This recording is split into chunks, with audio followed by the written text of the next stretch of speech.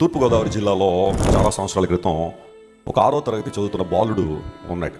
ఒక రోజున ఆ స్కూల్లో ఒక ఉపాధ్యాయుడు నున్నగా గుండు కొట్టించుకుని వచ్చాడు. సో ఈ బాలుడు అతన్ని చూడగానే అతనికి ఆయన మీద ఒక కవిత్వం రాయాలనిపించింది. వెంటనే తన బ్యాగ్లో ఉన్న ఒక నోట్బుక్ తీసుకున్నాడు. అది వాస్తవానికి తెలుగు రాసుకునే నోట్బుక్. ఆ బుక్ వెనకాల పేజీలో ఆ ఉపాధ్యాయుడిని చూసి ఒక కవిత్వం రాశాడు. ఆ కవిత్వం ఎలా ఉంటుందంటే, ఎవరి మీద ప్రయోగించకండి, ఆ అబ్బాయి రాశాడు ఆ టైంలో. ఆ కవిత్వం ఎలా ఉంటుందంటే, గురువు గారి గుండు గుండ్రంగా ఉండు, చొట్టలున్న చోట సుత్తెట్టి కొట్టు, ఎగుడు దిగుళ్ళు ఉన్నచో ఇసుకెట్టి తోము, విశ్వదాభిరామ వినురువేమ అని ఒక పద్యం రాశాడు.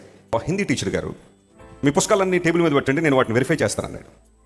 మరి ఈ బాలుడు చూసుకోవాలి కదా, చూసుకోకుండా హిందీ పుస్తకానికి బదులుగా తెలుగు పుస్తకం అక్కడ పెట్టేశాడు. ఆయన అందరూ వెరిఫై చేస్తూ ఈ బాలుడు పుస్తకాన్ని చూశాడు.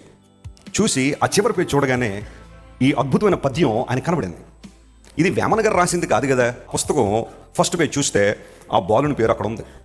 వెంటనే క్లాసులో ఆ బాలుని నిలబెట్టి, ఆ రోజు ఇంకా పాఠాలు ఏమీ లేవు క్లాసులో, ఇదే పాఠం. 40 నిమిషాలు క్లాస్ అయిపోయిన తర్వాత ఆ బాలుడు ఏమనుకున్నాడో, కరెక్ట్గా ఆ క్లాస్ అయిపోయిన తర్వాత లంచ్ పీరియడ్, హిందీ టీచర్ గారు ఇచ్చిన క్లాసు అతను బాగా ఇబ్బంది అనిపించిందేమో, ఆ రోజు భోజనం చేయకుండా దాన్ని బయటపడేశాడు. ఆ తర్వాత నుండి అలాంటి కవిత్వాలు రాయడం మానేశాడు. ఇప్పుడు ఆ కవి మన మధ్యలోనే ఉన్నాడు. బాబు చేయెత్తినాయన ఒకసారి, ఆ కవి ఎవరో చేయెత్తండి ఒకసారి. చూసారా, నేనే చేయెత్తారు కదా, ఆ కవి నేనే 6వ తరగతిలో. అప్పుడు అనిపించింది నాలో కూడా కవి ఉన్నాడని, గురువు గారి గుండు గుండ్రంగా ఉండని.